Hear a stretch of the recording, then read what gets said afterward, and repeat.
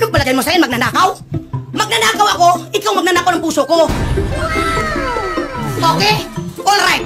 Huwag mo ko tawanan. Never mind that. Oh, pangiti-ngiti nila ako in love sa'yo. Kala mo natakot ako sa'yo. Walang preno to. Nakakatakot ka, ma'am. Pag ako may kaaway, ito na si ma'am harap ko. Yes, sir. Panalo na ako. Minsan yung pinapag-awayan namin yung ano... Jer. Ano po yung jer? Ganyan lang, sir.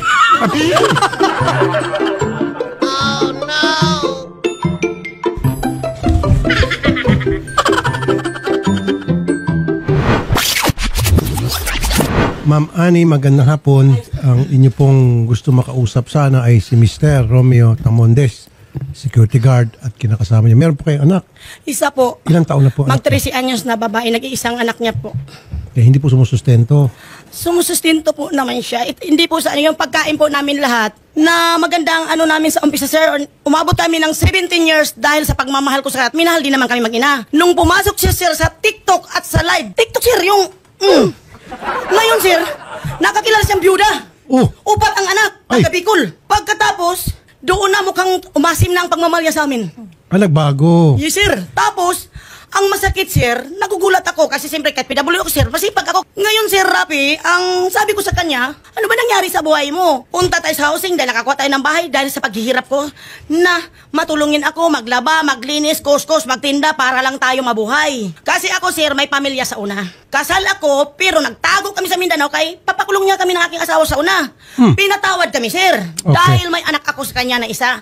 Yung asawa ko kasi, sir, mabait siya, sir, kasi galing sa kumbinto. Nung una, gusto niya kaming pampatayin. Nag-isip daw siya kung patayin ako at yung kalipin ko si Romeo Tamondes, kawawa daw yung anak ko. Wala na daw mag-alaga. So, pinatawad kayo? Pinatawad po ako, sabi niya, ito naman, umuwi ka na ng Maynila, dalhin mo yung anak natin at yung anak mo na yan kay Romeo at si Romeo. Patawarin ko kayo, patirahin ko pa kayo sa bahay, di ko yan saktan. Kasi kung mapatay ko yan, makulong din ako. OIC po, si Mario Bulak, hanga ako sa asawa ko sa dati, kaya lang ayaw ko na, sir, kasi meron na siyang OFW. Nung pumasok ko sa TikTok, sir, indala ko yung profile namin dalawa, kaya hindi ko na may kalain na nagloko pala kahit hindi kami kasal. Ay. Ngayon, nabuking. Ilan ang followers niyo po? 3 days lang, naging 1,190. Uy! Kasi mga Amerikano, sir, mga tinitira ko eh. Sa, ano niya, sa byuda na anak sa iba. Yan ang kanila, sir, oh. Tawag mo ako tawanan. Never mind that. Ito yung aking TikTok, sir. Wow, sana all. Ayan pa siya, profile namin dalawa. Oh, pangiti-ngiti, nila ako in love sa'yo. Kanya ka na sa tiguyang nakaw. Masakit ang damdamin ko sa ginawa mo sa amin mag-ina. Nabigla ka nagbago. Ha? Mahal kita. Pero mula ulo hanggang pa, pero ngayon, no thanks, never mind that. Kahit PWD ko, ilalaban ko ang aking pagkarapatan na pag hinapak-apakan mo ako. 4 na babae may OFW ka pang ginag...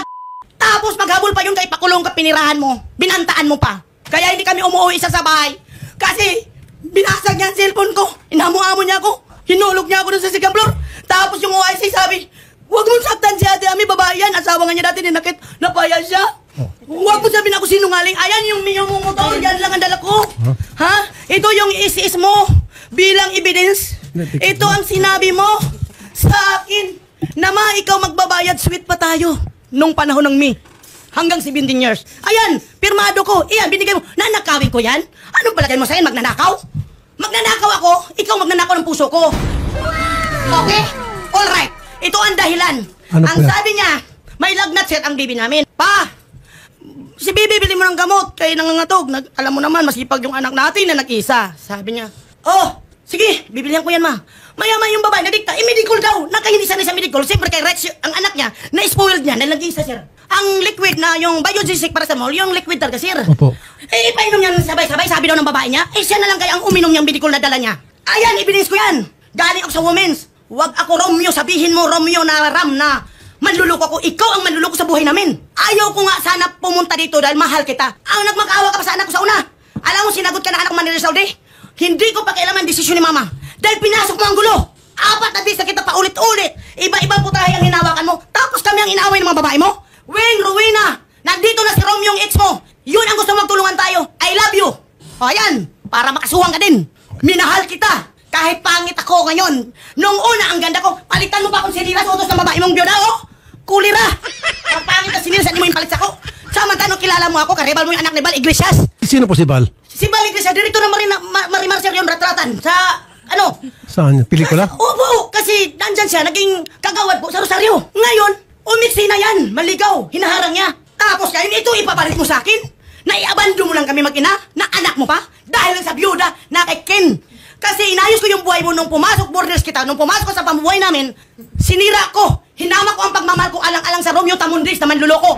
Magandang hapon po, Sir Rafi. Yes, sir. Yung masabi ko lang sa kanya, kasi yung pag gusto niya. Ginagawa niya sa akin, pag hindi ko nasunod, siya nananakit sa akin. Hindi lang ako gumagante kasi babae siya. Yung mga sinasabi niya, kasi sinungalingan yan, hindi lahat tama. Tingnan mo, sir, yung mga sugat-sugat ko rito, ginanon niya ako nung Sinasakal ka? ang araw. Tapos pinalo pa ako ng tubig na mineral. Ako na nagtatrabaho, ako na nagmamalingki, ako papalutuin niya. Ba't kayo Umawak nag-away? palagi siya ng kutselyo. Minsan, yung pinapag-awayan namin, yung Jer. Ano po yung jer-jer? Ganyan lang, sir. Ay, di man kung payay mo, kaya hindi mo natin ha. Op. pagod tayo sa trabaho, sir. Hindi Diwa. naman lahat ganyan eh. Nangatay, hindi mo ubot. Kagidiri. Alam naman, ipasipsip mo sa akin. Ma'am, patapusin natin si sir. Sige, sir. Pagdating mo galing sa trabaho, pagod ka sa duty, of course, alam ko po hirap ng trabaho ng security No, guard. sir. Mahirap talaga, sir. Puyat ako. Gutom pa. Pagkatapos, dadakdakan ka. Sasaktan ka pa. Tapos, Walang sir, pagkain nakaredy. Kahit na sino, ma'am, maski ako, magagalit ako, sasama ang loob ko. Idol, sa lagay ba yan sa kataba niya siya nagluluto? Pagdating niya, Idol, ang bibig ko dito, ako nagsalita kasi yung kailangan ko i-boss yung ano. Doon, Idol, sa wala pa siyang mga babae, Idol, never ako manakit. Nagtatrabaho ko, Idol. Yung maglinis ng kundo, maglaba, kung ano, magyaya. Makapundar ba kami, Idol, ang gamit, kundi dahil sa akin? Hindi na sa kanya. Ang guards, Idol, sabihin na natin, standard niya, di makabili-bili ng bahay? How much more pa kung siya lang? Mamasahe dyan Tanay from to Makati sa trabaho niya, sir. O, hindi po ako nananakit, mamatay man. Ako nga sinasaktan niya eh. Mayroon akong witness kung paano niya ako tinulak kasi ko nga ngayon may bukol.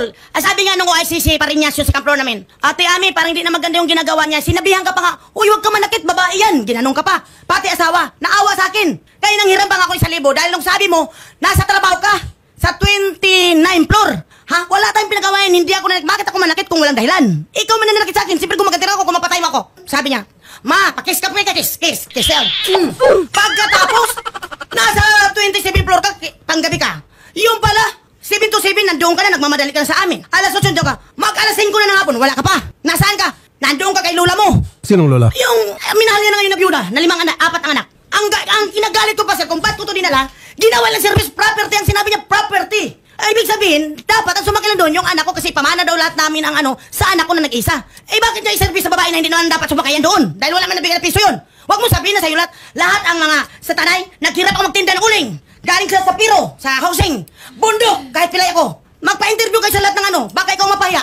Okay. Pinakulong na kita, pinatawad ng sa Tanay kasi nga, sabi mo, huwag ka naman pamamedical mo, kahit kawawa ko. Ikaw ang namumugbog. Kahit mag-check pa si sir sa pulis ng Tanay, nasa loob ka ng kulungan, umiiyak ating bibi kasi palabasin ka. Mama, maawa ka kay Papa. Lahat na awa binigay namin. Ngayon na, ayaw na, huwag ako Romeo. Ma'am, break muna, break. Break and dance.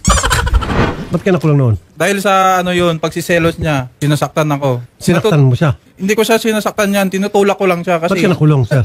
hindi niya ako pinakulong. Pinunta lang kami doon, ipaano na ako sana doon. Sabi niya, ipakulong ako. Ayaw naman na ituloy. Baka naman kulang ka sa jer-jer. Bigyan ng robust. Hindi na yan mag-sir. Doon na yan sa byuda. Oh. Kasi magaling daw mag-ipit-ipit, sabi pa naman yan. Nanaginip, nag-away na kami. Yakapin na naman niya ako yan, di. Soko na naman ako sa kanya, love ko na naman siya, sir. Eh, siya magluluto, kalukuhan. Tapos, sir, nung nagkubad siya damit, nung tinulak niya ako si Camplo doon sa may OIC, tama na ma, sa galit ko, sinipa ko yung motor kasi property, ba't niya papasakay-sakayan doon sa babae na hindi naman siya nakaambag. Property namin yun eh. Tapos, anong nangyari, sir? Pinaigan niya ako sa dibdib niya. Sabi niya, sir, huwag ka mo. Sorok. Hoy, buhok ko lang yun, sir. Naginip. Nanaginip, sir. Magaling daw yung babae na byuda magsipsip. Tapos, hinawakan ko yung kaya sabi niya, tingnan mo. Oy.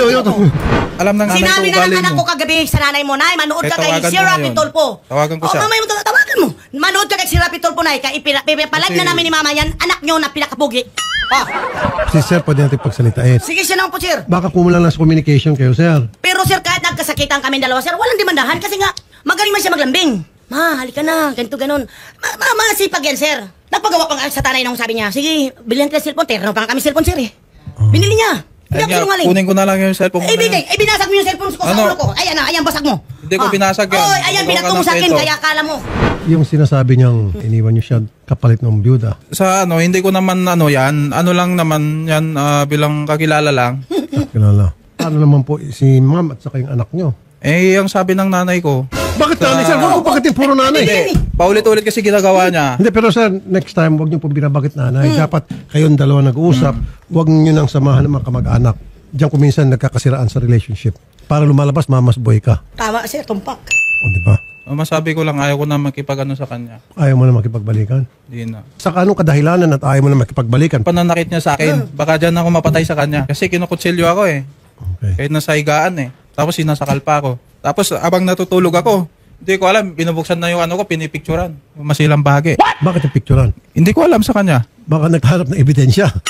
Kasi may picture dito siya sinin sa akin eh. Sabi mo, picturean mo ma. Sabi mo, lasing ka ha. Tapos pinicturean ko. Sabi ko, akala ko ba pa, ang laki pa yan. Bakit ngayon hanggang balat na lang? Oh, ikaw nagutos. Napicturean.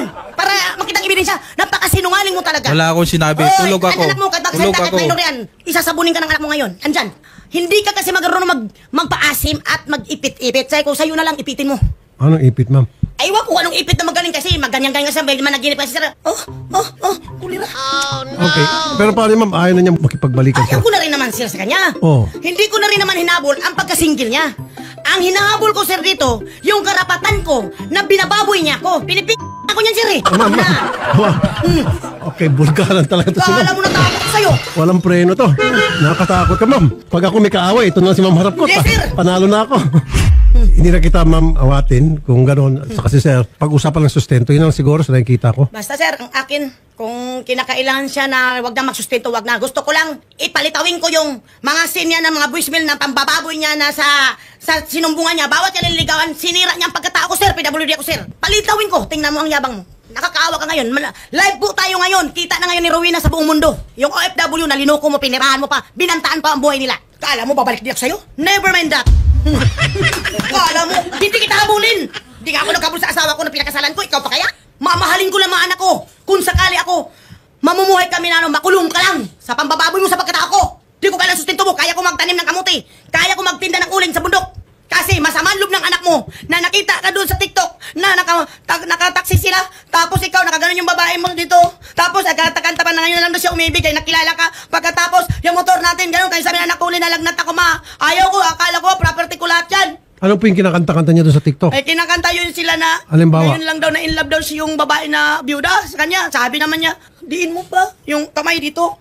Kaya sabi ni Kit, wala tayong hiya tong demonyong tatay ko, sana makulong na yan.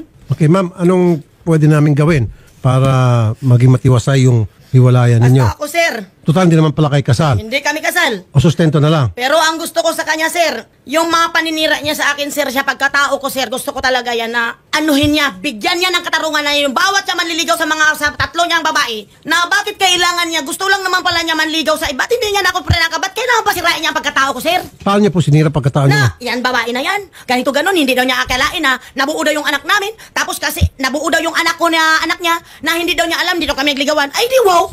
Sana all hindi mo alam. Dati yan siya, sir. Payat ang pangit. Nung nagsama kami sa 17 years, sir, naging pogi dahil sa akin. Hindi ka tatagal ng 17 years kung hindi ako nagtatrabaho ka at PWD ako.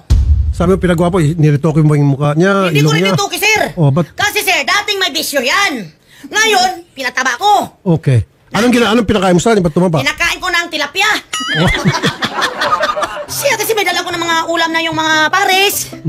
Dalang ko siya, sabaw, tapos pira. Sigarilyo pala, alaga niya, mata namin yan. 8 months pa. Ngayon, sabi ko sa kanya, ayusin mo yung buhay mo. Ngayon, hanggang tumaba na, nakaipon ako, sir, ng pang-lisensyanan niya. Kami na, nakakuha na siya mo. Kaya huwag niya sabihin, sir, na kanya ang property. Kasi marami pong patuloy. Gano'n siya kapayat noon? Diyan sa picture, sir. Ang gano'n. Kasi sabi niya, sir, nagtututir daw siya. Iwan ko anong tutir. Ay. Tapos, sir, kaganon siya. Binugbog yan sa Ginis, pinagtulungan. Yung pinainom, sir, walang umawat. Ako, ginising ng mga tambay. Ate Ami yung border show. Nakakaawa yung pinagtulungan. Dalawang oras ang riot nila, sir. Ako lang ang nakapaparigtas sa patayin siya, sir.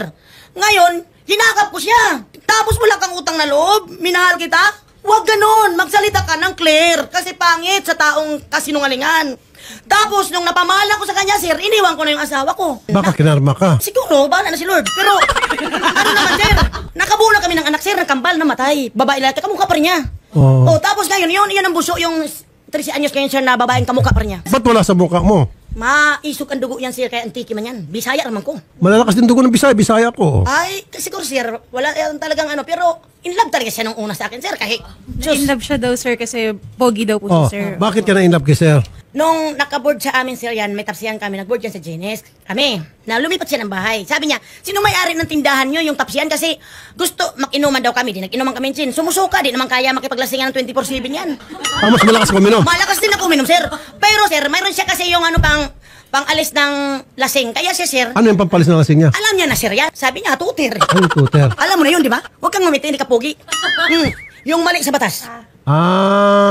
Sige, ganito. Ma'am, tuloy natin doon sa kabilang booth. Sobrang sakit ng mga ginawa niya sa amin. Napaulit-ulit na lang, sir. Hirap na rin ako, sir.